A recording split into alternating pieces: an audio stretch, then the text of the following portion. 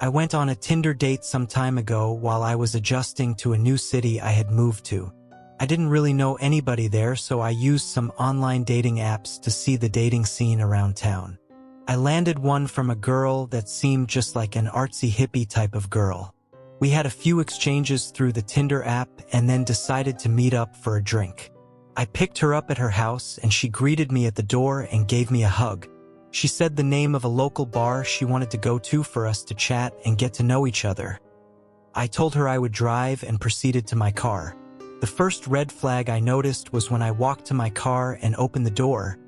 She had just followed me to the driver's side and was standing behind me staring. I looked at her blankly for about 15 seconds and asked her if she was going to get in. She said, "Sure, I would love to," and went the long way to the passenger side around the back of the car. Since I had just met the girl, I figured she had just maybe smoked some weed or something, as I had kinda got the vibe she was a bit of a stoner. As I was driving to the bar, she talked in a very low voice, almost as if she was trying to whisper. I am not hard of hearing or anything, but I had to ask her to repeat herself several times just so I could make out the full sentences she was saying. When we got to the bar, I made sure we got a seat closer to the back away from most people, just so I could have a little quiet in order to hear her. The conversations honestly carried on as normal from this point, and it was actually a fun time for the time being. We talked about different things we were interested in, and she did bring up she did recreationally use weed and a few other tripping substances like shrooms and such. I am not much of a fan of these, but it at least made me relax in the back of my mind to think maybe she was just high off marijuana, and that rationally explained some of the out there behavior. Granted, I had a few drinks at this point, so I was honestly not thinking straight. I asked her if she wanted to go to my place after drinks, and she agreed. When we got to my place, we had a few more drinks. Then she started talking about her jewelry. This is where it gets weird. She told me her jewelry was her big secret and it defined her. When I asked her why it was so important, she said, "I'm actually Anastasia and I was never killed in Russia. My jewelry is my link to my past." It was hard for me to take that serious at this point with how much I drank, so I kind of challenged that statement using the little bit I knew about history. At this point, she freaked out and started yelling at the top of her lungs about how I don't respect ancestors and history. Then she got quit and tiptoed right up to me and grabbed me by the neck. She then brought my face eye to eye with hers while still holding my neck. She says at this point, "I am a shaman and I will curse you. My ancestors have destroyed many people and you do not respect that. You are from oppressive ancestors and they will be punished." Then she put her hand in a whiskey glass and made a cross on my face and kissed my forehead. At this point, I started to sober up a little. I talked her into calming down, telling her I was only joking. Then she slowly started getting back to normal. Then she started talking about her cat fetish. She tells me she has a list of people who she tames to act as cats. I am not about judging people on their fetishes, so I listen in. She then tells me all the things she does to them and starts acting like a cat in my living room. If she had not yelled at me earlier on, I might have almost been turned on by it. My red flags in my head were tingling like crazy at this point, so I just listened and tried not to set her off. She noticed sage on my kitchen counter and asked me to let her light it and bless the house. Side note: I use sage to make my house smell better occasionally. It's kind of a ritual I like to do, but it's mine and mine own. Something I take very personally and like to do myself. I tell her no, she can't light it and that it's my thing to do on my own. Then she freaks out, telling me I am a horrible human being and screaming all over the place. I tell her I can take her home now, and she runs to the door and goes outside. As I get outside, she is screaming at the top of her lungs that I am a horrible person and I should go die. I tell her she can walk herself home then, and I go back to my place and lock the door. She then starts banging on the door hard in about 10 minutes, saying she left her phone in there. I grab her phone off the kitchen counter and open the door to hand it to her. She tries to barge inside and I block her with my forearm. She then acts like she is about to punch me.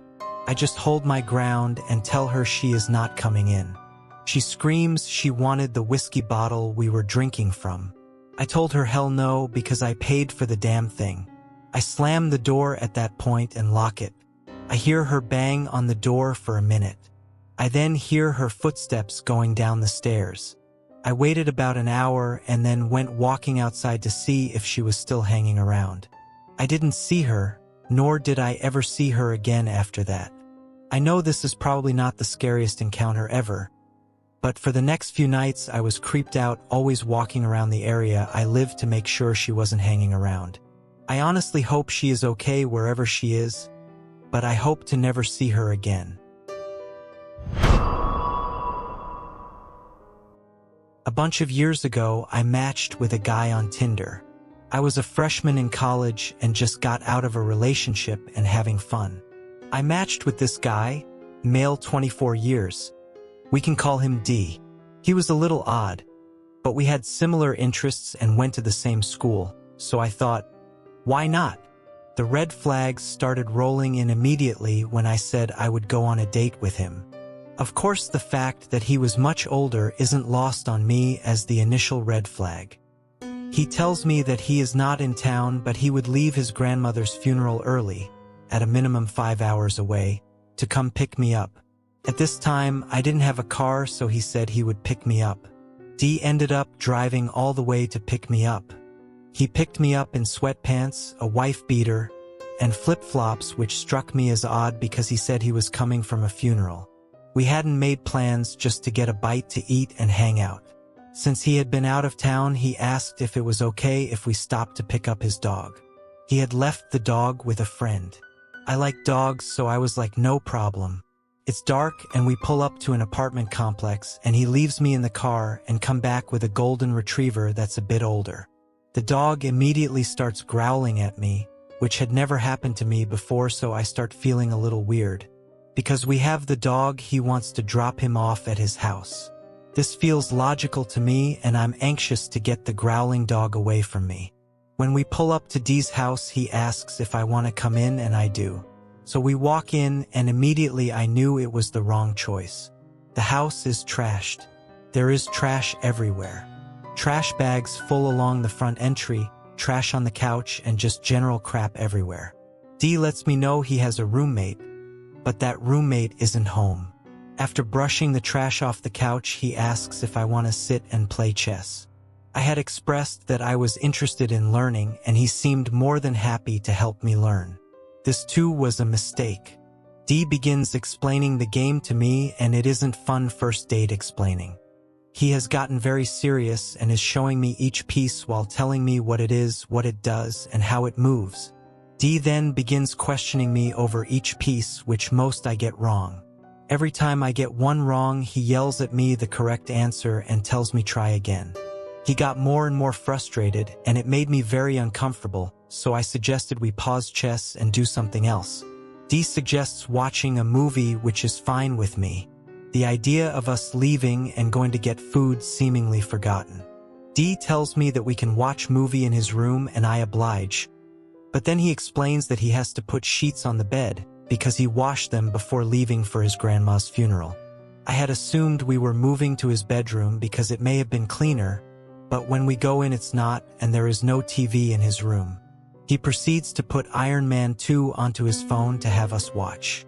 We watched about 10 minutes of it before things got sexual. I won't tell you strangers the details, but short story short, we didn't have sex but other things went down. I will say those things were consensual.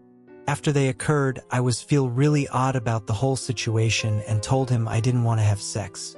D was confused but didn't push it at first. He said fine and we watched maybe 5 more minutes of the movie before he said he didn't want to watch the movie and more. He started complaining and asking me why I didn't want to have sex with him, and I simply said I wasn't in the mood anymore. He then began pressuring me to tell him exactly what it was about him that made me feel that way. At this point, we had moved from the bedroom back into the dirty living room. You might be thinking, seems like a perfect time to leave. And I thought so too, but this is where things start to get scary. As if he knows I'm thinking about how I'm leaving, he explodes and begins to scream at me. This is a 6-foot-something man screaming in the face of a 5-foot-nothing young girl.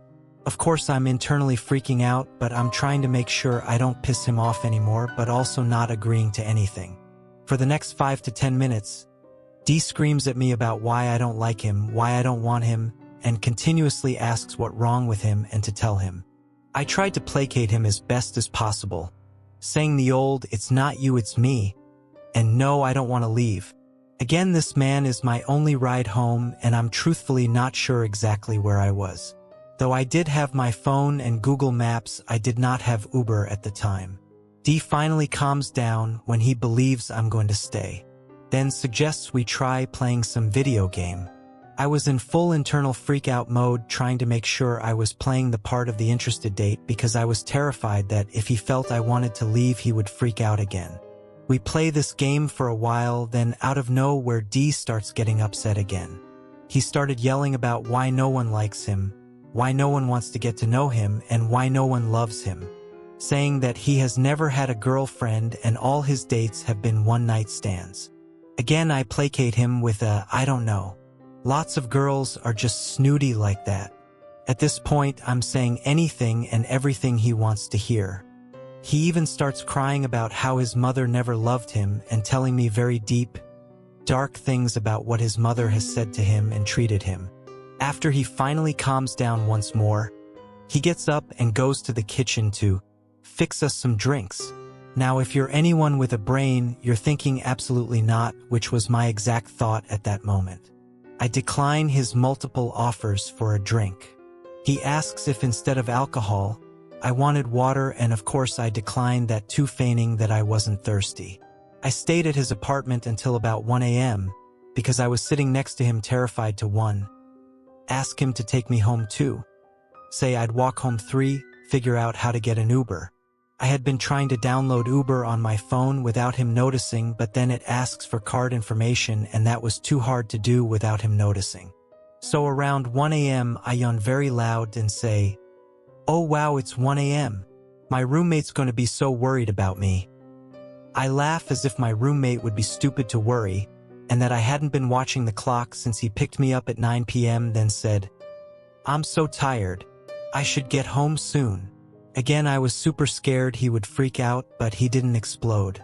He just looked at the clock and said, "Yeah, it was late."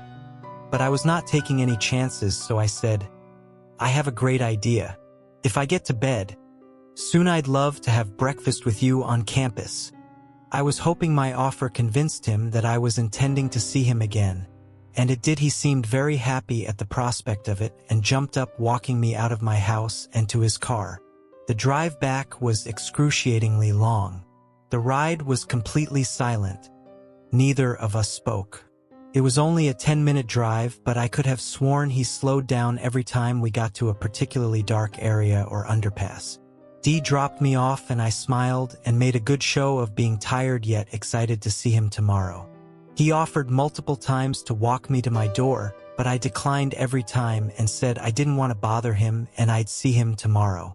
I walked myself to the building, and the moment I got around the corner, I sprinted so fast up the stairs and to my door before he could change his mind and follow me to my door. When I got in my dorm room, I genuinely felt like I had just escaped a serial killer. Even now, writing it makes my heart race a bit. I never met up with him, but he begged me for multiple days after to meet up with him again. He ever asked to pay me $20 an hour to sit near me in the library. I declined, obviously, and only ever saw him once after at the gym on campus. He didn't see me, and I left immediately. I've thought about D occasionally since the date and wondered if all those girls he had one-night stands with had the same experience I did. I still sometimes wonder how many girls there were after me.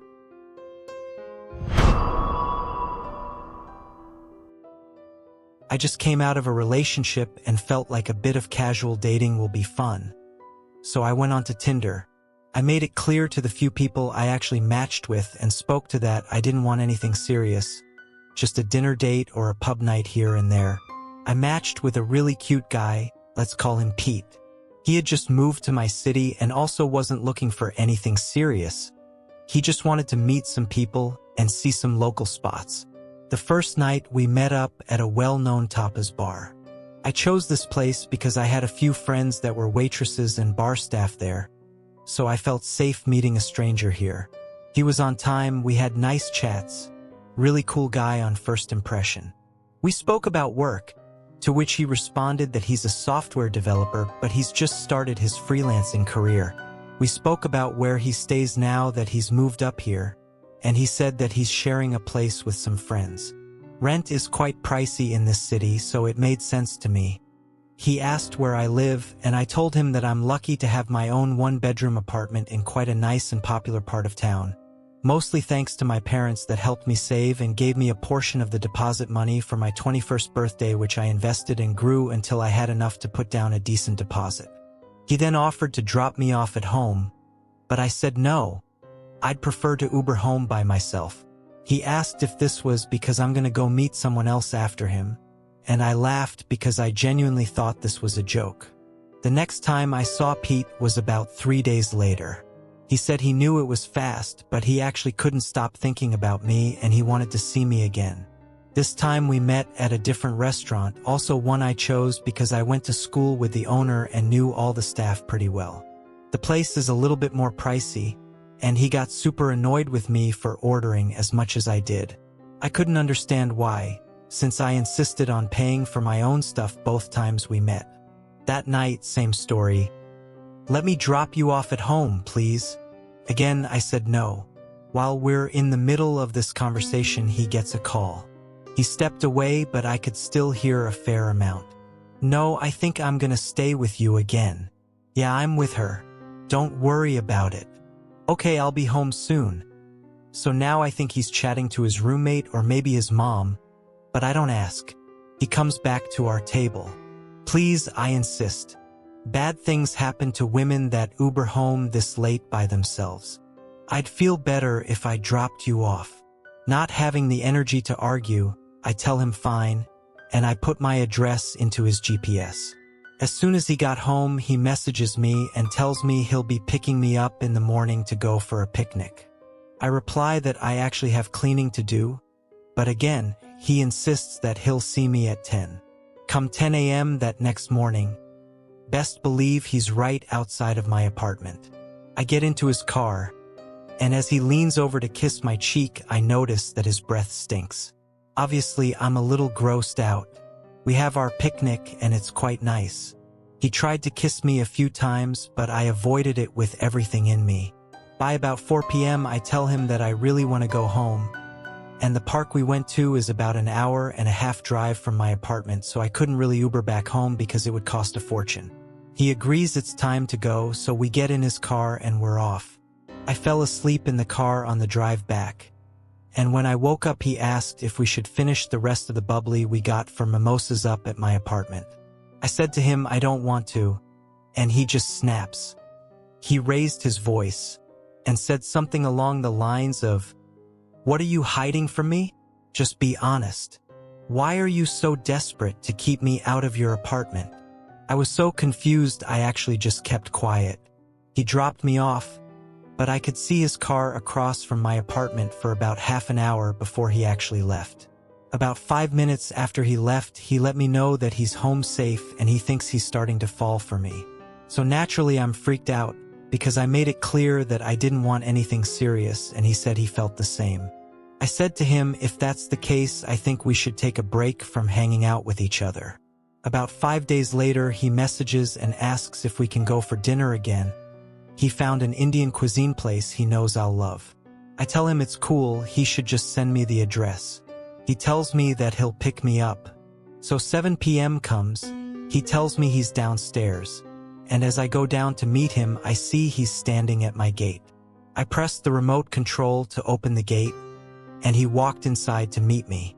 "Show me which one is yours. I'd love to see how you live." Not hi, not how are you. That's his opening line. So now I'm naturally unsettled. I say to him that I'm starving. Could we go for dinner and I'll show him my place at a later stage. At dinner, he gets a call again. This time he didn't step away. "Pete." "Yeah, I don't know. I can let you know by about 10. He then turns to me. "Am I sleeping by you tonight?" Me, No. I don't know. I have work tomorrow. Pete to me, yes me too. Then back to the caller. I'll let you know, okay, caller. No, you're not. Can you just get your things, please? Pete. And do what with them? Caller. Take them to that girl you're seeing. I'm done asking you. Now I'm sitting here in absolute shock and terror. What in the fuck is going on here? Our food arrives and we barely speak. I say to him, why did you ask me if you can sleep over by me? We're not spending time together like that. You know this. He then spins the story about how he just wants to hang out and again, see how I live. I then say to him, very frankly, that I don't like having strangers in my apartment. He gets very touched, and the bill arrives. As per usual, I pay for myself, he pays for himself. I say to him, I'll get an Uber home, and he says, what's the use?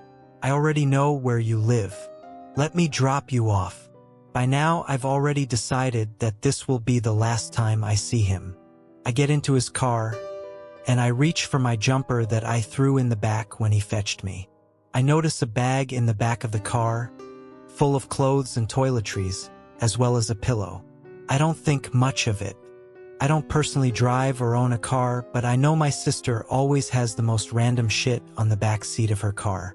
On the way home, he's dead quiet, when suddenly he says, do you know how selfish you are? I've had no issue driving you around, but you don't want me to sleep over by you.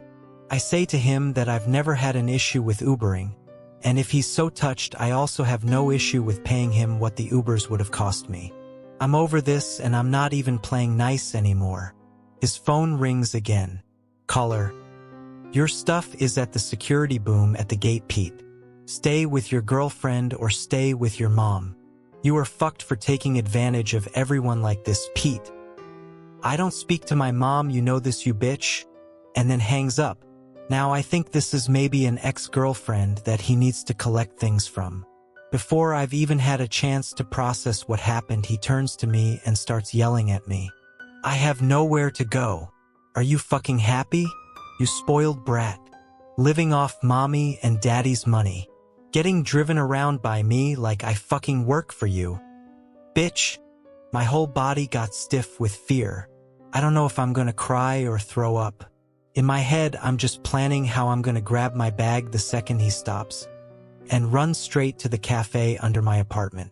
If you run through the cafe, you can get to a gate that takes you to the back part of my apartment, and it works with fingerprint access. There wasn't time to still find my keys in my bag, and I didn't want the main gate I normally use to open wide enough for him to get in when I go in. He stops at my apartment, and as planned, I jump out, run into the cafe, run out the back, through the little gate, up to the second floor. My apartment was on the 4th floor, and I hammered on a neighbor's door. I went inside and told her and her husband everything that happened and asked if they would mind calling the cafe to explain why I ran through with no explanation and in such a state. I blocked Pete and I haven't seen him since. I'm still not sure what his case was. From what I gathered, he was basically homeless, and I think he wanted to get into my apartment to maybe sleep over there for a while. I'm not sure if the girl that kept calling him was also a Tinder date that let her into his apartment and he just never left. All I know is that he scared the living daylights out of me and I never ever want to see him again. 3 years ago, I tried Tinder for the first time. I was 25 at the time, and while most 25-year-old women have dabbled on Tinder or the like, I hadn't been single since I was 17. I met my ex while I was in high school. 6 years later, we got married, had a baby. I was happy. But those last couple of years together, he had really begun to resent me and the family we had created together. I fought to keep our relationship together, but the abuse became more frequent and more intense.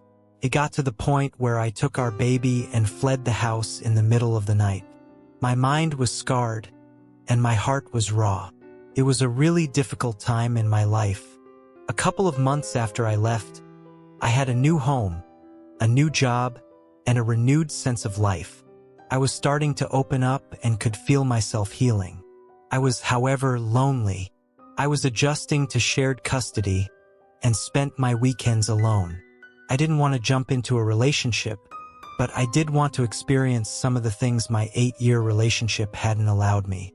Joining Tinder felt fun, it was new and scary, and after so much trauma, it felt nice to have so much positive attention. My self-worth was low, so the cheap compliments and instant gratification of the app felt incredible. Who am I to deserve their attention? Why would they choose to speak to me of all women? Not my healthiest coping mechanism, but I wanted to feel desirable. That's when I met Derek. Derek was an unassuming, average guy. He was cute enough, but not so attractive that I felt self-conscious. Derek and I shared a few interests: craft beer, hiking, and he had a sense of humor that I liked. We agreed to meet up at a local restaurant. I was so nervous. My first date in 8 years. I donned my cutest dress, got made up and headed out. As I waited in the restaurant, my palms were sweaty, my heart was fluttering, and I began to question myself. He arrived and everything was awkward at first. We ordered our first beers and started to break the ice. As soon as the buzz of the alcohol began to hit, our conversation took off. We had relaxed in each other's company, and the rest of the date went smoothly. We joked about karaoke across town. He laughed about how he didn't like karaoke. I am a huge fan of karaoke. While no superstar, I have spent a good amount of time in choirs and can carry a tune well enough. One of my favorite rowdy weekend activities is going to that bar and busting out some songs with the sweet taste of gin on my tongue. I convinced him to go with me, and we left the restaurant. We sang into the night, taking shots, flirting, laughing. We ended the night in his truck, clumsily fumbling with each other's buttons and zippers, hearts racing with excitement. This had been what I needed. We texted back and forth more often, and soon we were talking about another date. I had enjoyed our time together and liked that I didn't feel a deep connection with him. It was fun, and that was it.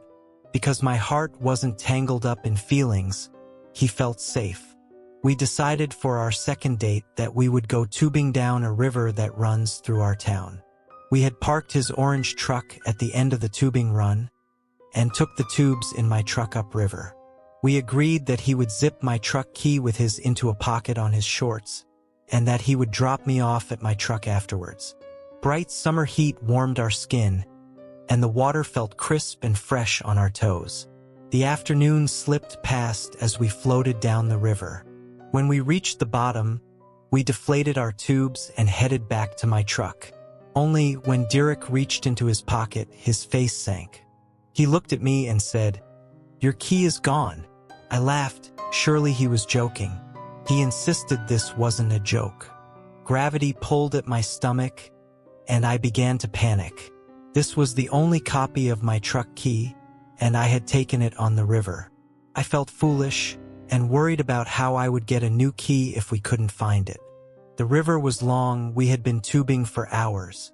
We'd stopped at several places to swim. He offered to drive me home, and I accepted. During the drive, we made a plan to meet up the next day to search for my key at some of the stops we had made. We spent the next afternoon combing our swimming holes for my key. Up and down we swam, with very little hope that we would ever see my keys. We had to try though, and we kept at it. From one spot to another we drove, we swam, and we moved on. At the very last place we checked, as the light of afternoon faded into a hazy orange, something caught his eye. Underwater, near the shore, were my keys. We were elated and could not believe our luck. To celebrate, we went back to his place for some drinks. He drove me down a long wooded driveway, and at the very end was a shaded trailer. He told me that he was only renting a room here from an elderly couple, but they were on vacation so we would be alone. We walked over the creaking porch and entered the trailer. Inside, I could see the kitchen was messy. Not just a couple of dishes, but every surface was covered with mess. He ushered me away to show me his room. It was small and not very clean either. Dirty clothes, mattress on the floor, a Rubbermaid bin with some snacks like Doritos and cheap warm beer. We had sex, the yellowed light of the trailer accentuating the stains on the walls. Afterwards, the spark of fun I had felt when we first met had withered, and I felt gross. I decided that it would be our last date. A week passed, and we hardly texted. Our brief fling was ending, and I didn't expect to see him again. My mind moved on to other things. The coming weekend, my friends were coming to town, and I was excited. We made plans to go to karaoke together on Saturday night. When the day arrived, I was surprised to see a text from Derek on my phone. "Are you going to karaoke tonight?" It read. I responded that I was, and he texted back that he would be there. "I thought you didn't like karaoke?" I asked him, and he said that he had been invited by a girl he worked with, and thought he should give me a heads up that he would be with a date in case I was there. I thanked him for taking the time to let me know, reassured him that I wouldn't be bothered at all, and said that I hoped he had a great date. Around 9:30 that night, my friends and I arrived at the bar. The dim lights and reflective foil stars, an all too familiar scene. We got our drinks and picked a booth with a good view of the stage. I had a strange sensation, like someone was watching me. I turned my head, scanning the bar, and our eyes locked. Derek and his date were a few booths away, and he was watching us. He waved zealously with a big smile. His date turned around to look, and I managed an awkward wave. I was absolutely fine with him being on a date, but I didn't want to advertise that we knew each other or make his date uncomfortable. My friends were all aware of the time we had spent together, my thoughts on the experience, and the texts he had sent me earlier. We were all thinking it was a bit odd that he would go out of his way to interact with me in front of his date, but no harm, no foul, he was just being friendly. The evening carried on, and we all had a great time, basking in the atmosphere, drinking in the songs and laughter. A couple of hours in, we were sitting in our booth when Derek stumbled over to our table with his date. He introduced her as Kate and plopped down beside me, pulling her down into our booth next to him. The strong smell of alcohol oozed off of them, and I could see they were hammered. It became obvious they had both had too much to drink, their eyes glazed, and words slurred. Kate seemed really nice, despite her state, and she launched into a drunk story to the whole table. My friends and I were fairly uncomfortable, and were unsure what was going on. Under the table, I felt Derek's sticky hand slide onto my thigh. His date was right there, and I was stunned. Without making a scene, I subtly removed his hand and excused myself to get another drink. As I walked across the room, I could feel his eyes raking my back, and sure enough, when I turned around, he was watching. When I got back, Kate was slurring that her taxi had come. She and Derek exchanged a sloppy kiss and goodnights, and then it was just us and Derek. Derek's mood shifted after that. He was drunkenly unaware of how uncomfortable the table was, and we could tell he was brooding about his date having left without him. Derek turned his attention to me. He slung his heavy arm over my shoulder and leaned in, his sour breath managing to come together to form clumsy sentences. "You're so cute. I love your laugh." I was rigid and just wanted him to leave. When he got up to get another beer, my friends and I spoke about the situation, one of them remarking, "You know you can do better than this, right?" I said that yes, as casual as this had been, I had made a mistake. We came to the conclusion it would be best if we ended the night early, as we didn't see him leaving me alone. As a backup plan, if anything went south, we agreed that the girls would go to the bathroom and leave out the back door, while our male friend would distract him and slip away. Derek arrived back at the table, sloshing his beer onto his front. He slurred, "Where are we going next?"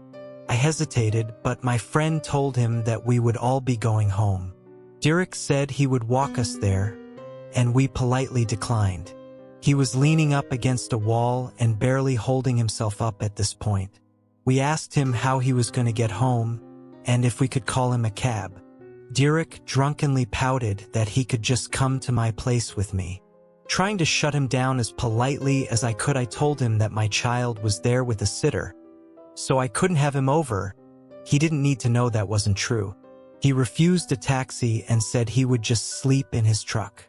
Since his eyelids were drooping and looking at the rest of his state, it seemed reasonable that he would be able to fall asleep in a truck, and we accepted that answer. As we started to leave, he stumbled after us. We stopped and reminded him that we were going to bed. He argued again that he should come with me. My friends and I locked eyes. It was time to engage with our backup plan. The two girls and I excused ourselves to the washroom, while our friend distracted him. Slipping out the back door, the cool rush of night air hit us, and we hurried to the path that led to their hotel. Our friend caught up with us and said he had left Derek behind at the bar. We were all relieved to be out of there and started the walk back to their hotel. One of the girls was sober and offered to drive me home when we got to the hotel, and I accepted. A few minutes down the path, my phone began to ring. I looked at the caller ID and felt my stomach drop. It was Derek. I turned the volume down and let it ring, and to my surprise, he left a voicemail. I turned on the speaker and played it out loud. Derek's voice sounded confused as his words melted together into the phone. "Where are you guys? I thought we were gonna hang out? I don't understand." We were all glad we had left, and agreed that this had been wild. That's when the phone rang again. Another voicemail popped up on my screen. In the dim light of the trail, I played the new voicemail aloud once more. His drunken speech was more intense this time, as he launched into how he didn't understand why I had left. I had hurt his feelings, and he was in love with me. The tone of his voice shook me when I heard him say, "I love you." There was something dark and heavy about it that left me feeling unsettled. We were all creeped out, but happy to see the bright sign of the hotel ahead. We traveled the carpeted hallway to their room so my friend could grab her keys to take me home. As we entered the room, my phone began to ring again. This time, the voicemail sent shockwaves of fear through my body. Derek's voice had taken on an edge as he repeated that he loved me, but he was actually really fucking mad at me for leaving him at the bar. He went on about how could I do that to him. He didn't know what he was gonna do. His voice shook with anger as he stumbled over himself, expressing how I had betrayed him. The last thing he said before hanging up echoed in the hotel room, "You know, I'm really starting to fucking hate you." This guy was unhinged and I was terrified. I was grateful this side of Derek hadn't shown up when we were alone in his secluded trailer. My friends gave me a hug and told me to call them if I needed anything and to keep them updated.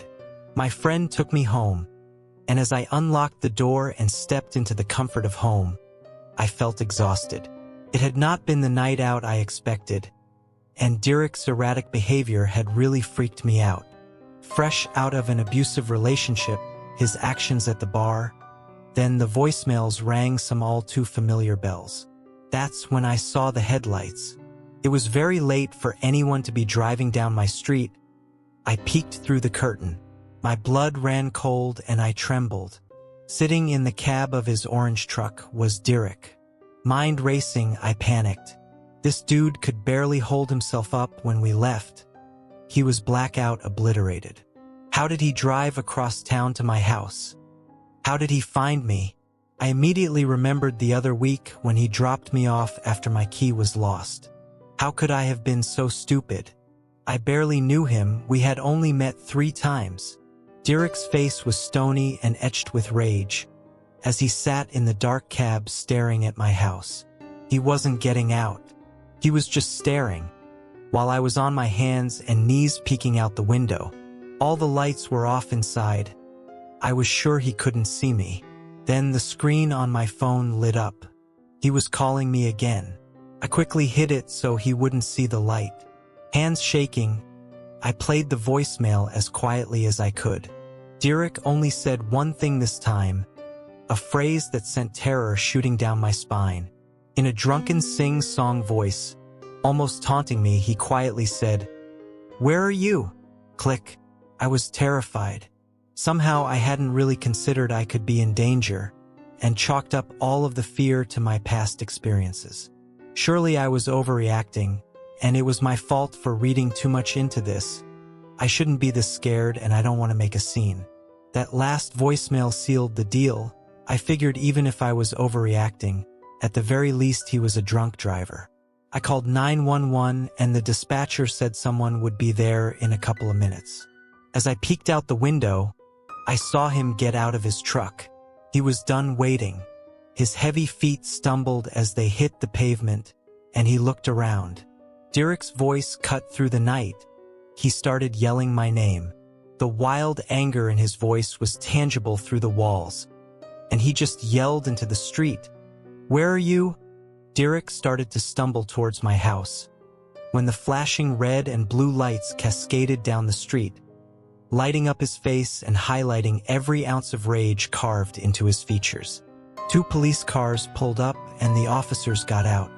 I was still peeking out from inside my dark house and couldn't hear much of what happening. I watched them breathalyze him, which he obviously failed. The officers inspected his truck. They all spoke for a while, and one of the officers came to my door. I spoke to him about what had happened, and he was very empathetic. He said, as unsettling as his actions had been, there wasn't much they could do without a direct threat. The officer let me know that they would be taking him in for the night and he would be charged with drunk driving, but that he would be out tomorrow, and to make sure I kept my doors locked and stayed safe. The tow truck came to remove his orange truck from the road, and I could see him arguing. The officers weren't having any of it, and they turned him around to cuff him. As the handcuffs locked around his wrist, he yelled out one last time.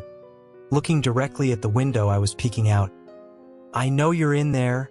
Why don't you come out to say goodnight?" As quickly as my street had filled up, it was empty. The quiet shadows of late night swallowing the earlier chaos into nothingness. Derek texted me the next afternoon.